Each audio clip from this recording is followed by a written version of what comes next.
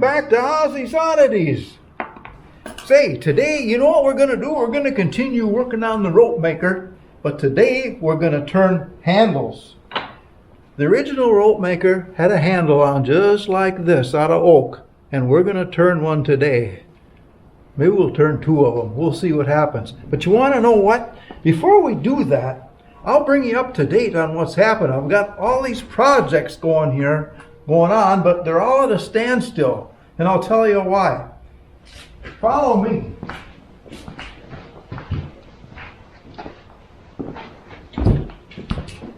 I was thinking about setting up my forge. I got my forge out, but it's so windy outside that I can't. I got the coal and everything here, and I was going to set it up just outside the door here, and then use the vise. But I want to show you, we're making these cranks for the rope maker, and you have to get them hot in order to bend them.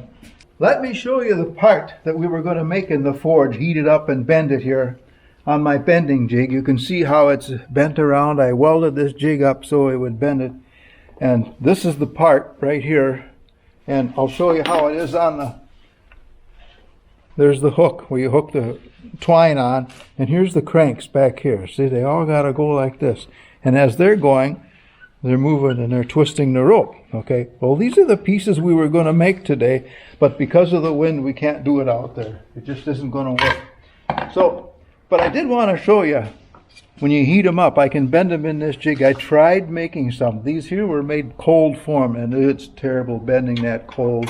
Put it in there and you hammer it around, and if they're red hot, they'll bend real easy. So I have to use the forge. But we'll do that. We'll make another video. I'll show you how that goes when the wind dies down here.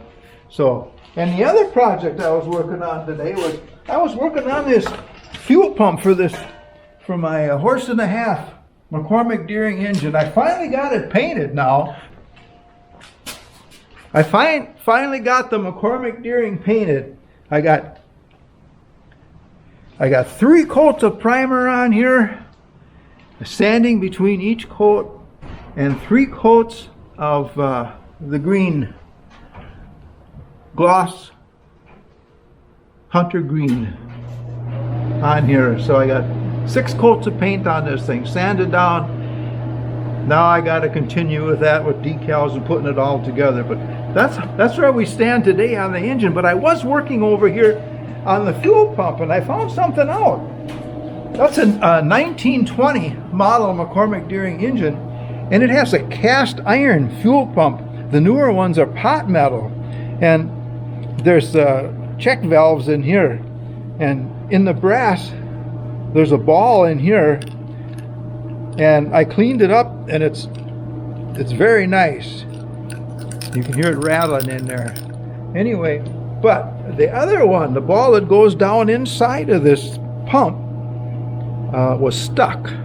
And you can't believe how I got this out. I couldn't get it out for nothing. So what I did is I closed this hole up, and I put a grease zerk in here, and I used my grease gun, and I pumped grease in here, and boy, it was stuck. And finally it shot out of there like a bullet almost, and I got it. And it's just a 5/16 inch brass ball, just a little brass ball in there. But I put it in there, and if I blow through it, it doesn't seal. There's a little leakage around there, and I think it's enough that'll slow down the pumping rate of the fuel. So I have to get another ball. This one's got little fine pits in it. I cleaned it up the best I could, but it still isn't good enough. So I'll get a ball. But that's another problem. And then here in the push rod that goes down in the fuel pump, right where the packing is, there's a gland that goes in here, and then there's packing in there. And where that packing sets, it's actually worn. It's down quite a little in there. I'm not sure it's going to work, but I'll try it and see if I can get it going. If I can, I can. If I can't, we'll do something else. We'll probably make a new plunger. Anyway, that's the fuel pump on the engine. Here's the gland and the spring and all that stuff, and that goes in there. Just the packing goes in here, and then down in here, and then the spring goes on the plunger, and then that goes down in to the fuel pump. And as this goes pushed up and down, but see the play in there? I might have a little problem. It might not bring the fuel up. We'll try it. We'll see what happens. I'll let you know later. I'm also working on the carburetor on that engine. And my other project is my sled, my bobsled. Remember I told you we got the wood and I started taking it all apart? Here's the old runner to the sled.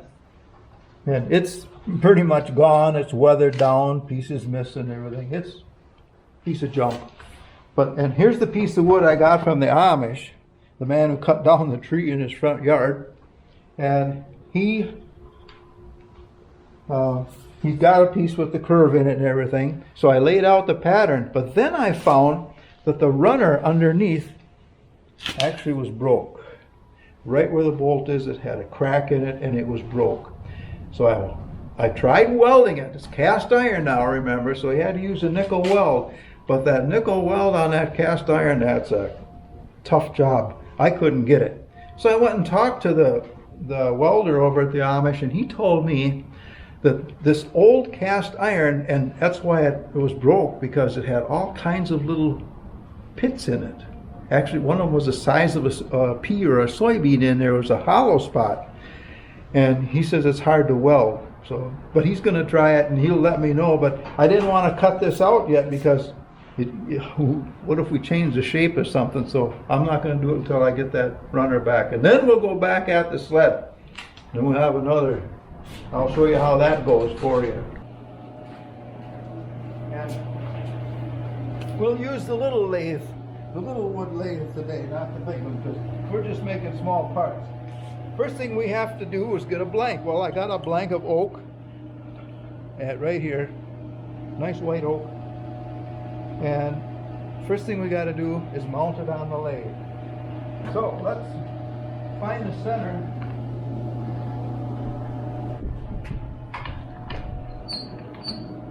And we'll put this in the vise. And my pencil. Now, finding this isn't square, not quite square, so all I have to do is make a diagonal from corner to corner.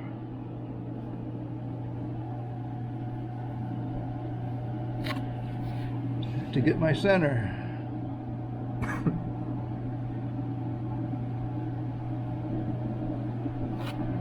Okay, that's one center. Now what we'll do is put a punch mark right on the center point. There you have it. That's our center. Now we'll put this end on the live center of the lathe. So the live center of the lathe has chisel points on it to keep it from turning. So we'll set that on there, right on the center.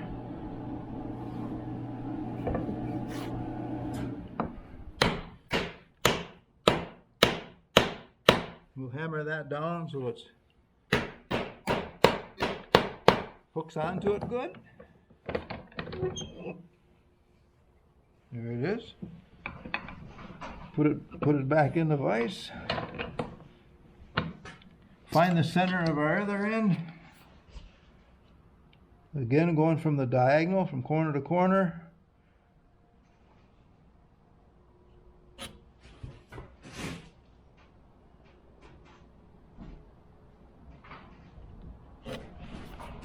And again, we'll make a mark right on that center point. This will be our dead center. Okay. Now what we've got is our centers. So this is the handle we're making right here.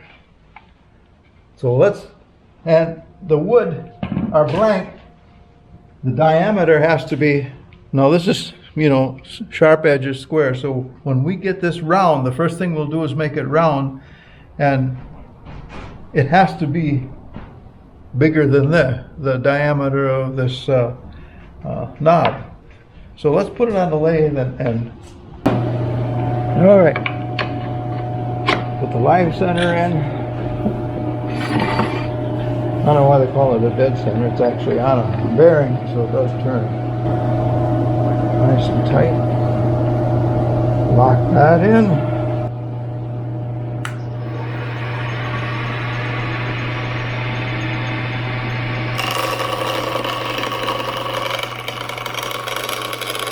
taking off the sharp corners now.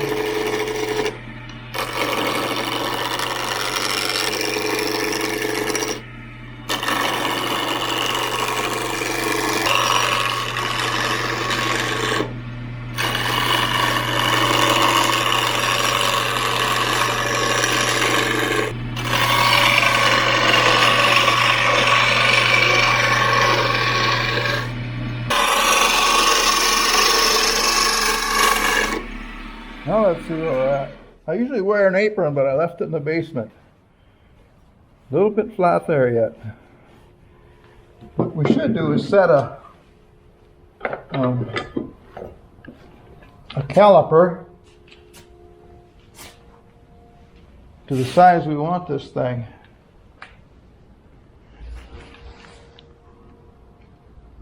Okay, I got that set. See, we got a bit to go yet.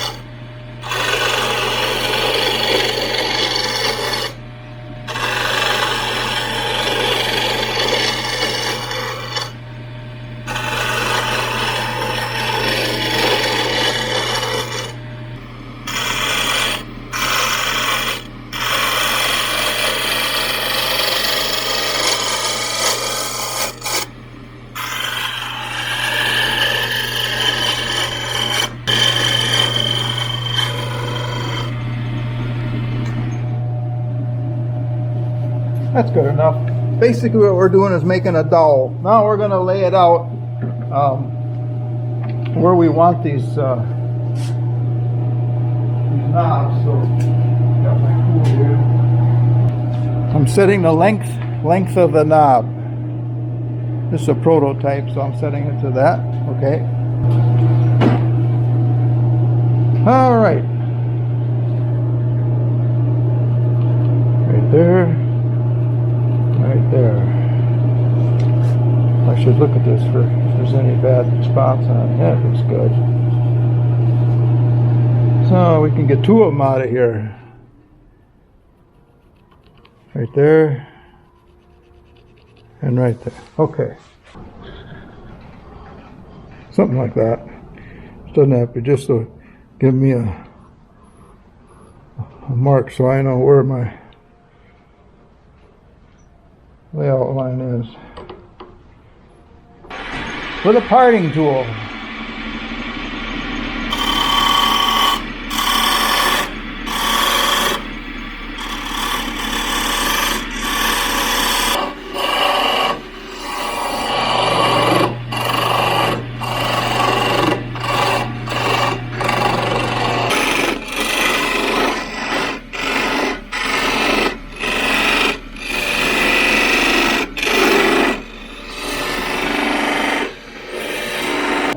Okay, the first thing we had to do was to make it round, make our block round. And we set the caliper for the outside diameter, and we're pretty close. We're just a hair off, so we're close enough because we got to turn it down yet. And we had to take, and once we got it turned round, then we took our caliper and marked it off to the length of each knob. Once we got the length, then we took the parting tool and cut in on each side, so now they're both the same length. And now we're going to start on this one. We're going to redo our caliper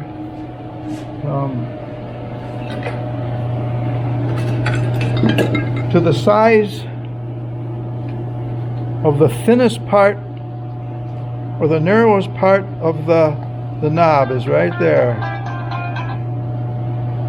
And it's right there. That's the narrowest part. So this caliper is set for the narrow part. And the other caliper, again, is set for the wider part. Oh, it's a little bit big.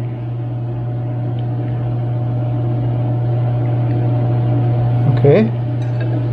So, a wider part and a narrow part. Now,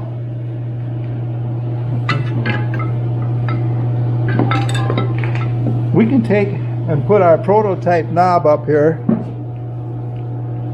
and we can tell where the valley is, where the narrow part is. So we'll make a mark there.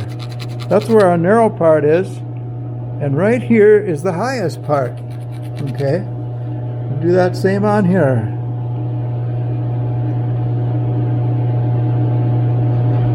Narrow part and the high part. Okay, we're going to take those down to the size of our caliper now. So we know what it looks like. This is what it looks like. So that's our general design, and we got that in our head, and by looking at that, so we kind of figure, here's our narrow part right here.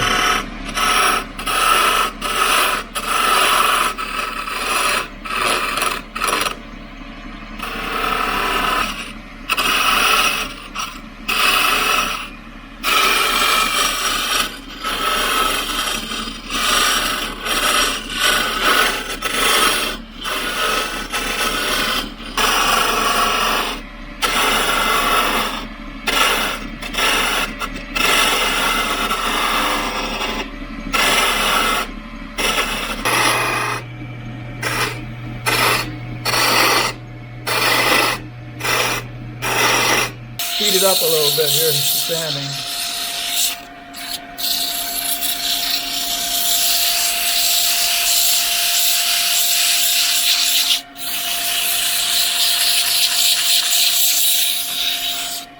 All right, now we need a hole through the center of that knob. So let's take and cut these off. We'll do that on the bandsaw.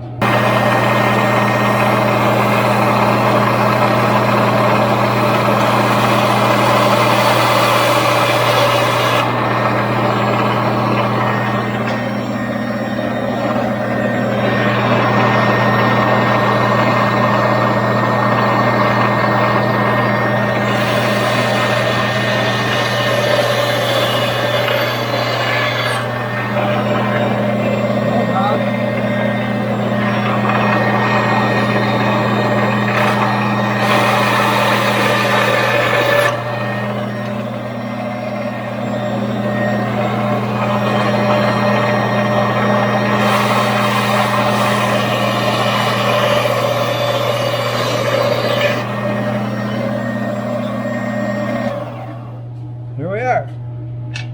We got two knobs.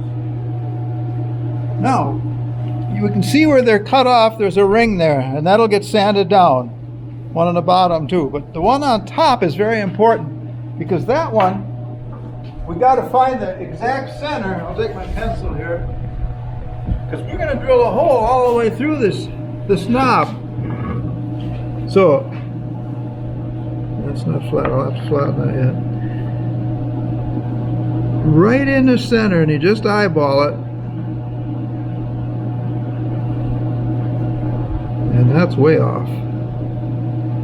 That's the trouble when you only got one eye, you're always off to one side.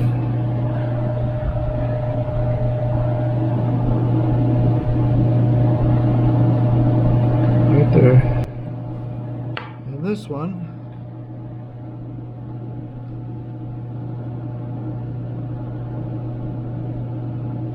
right here.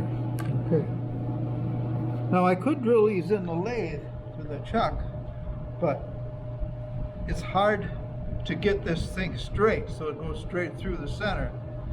So what I do is I sand off that bottom a little bit so it sits perfectly straight. Mark the centers on top.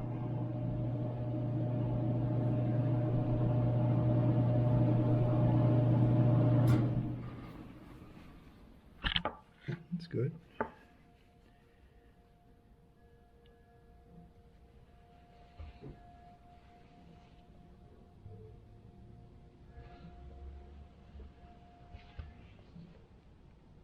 That's pretty good.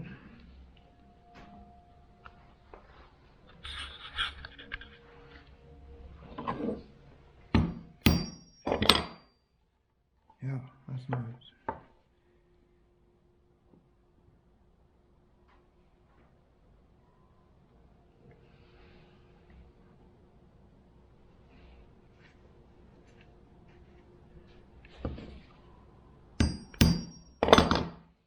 Okay, now I marked the centers.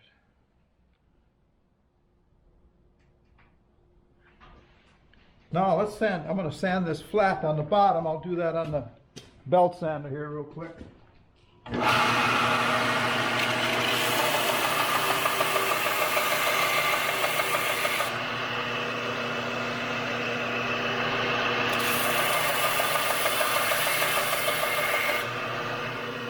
That's pretty good.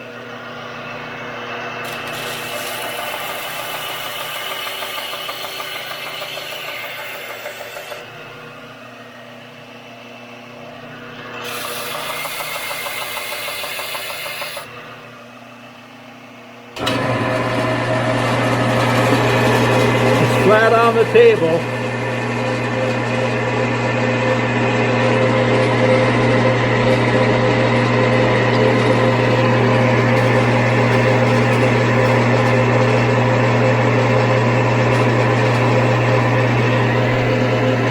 Should be going straight through the center right now.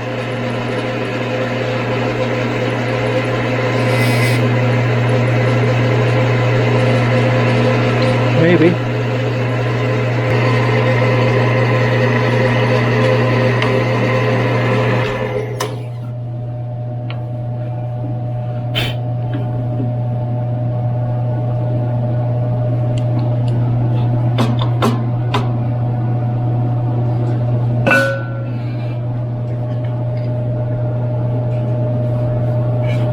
This is where it gets hairy.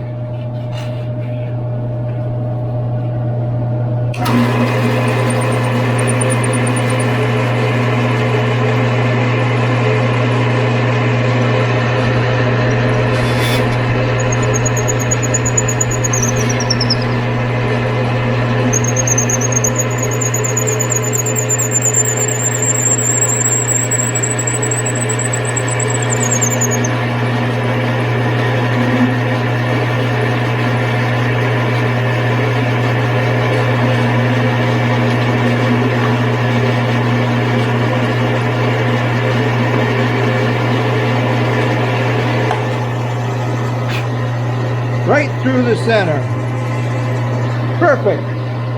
Now we've made knobs. Now we sand them up and then we put them on, and that's a whole nother process of lining up the cranks and putting these on.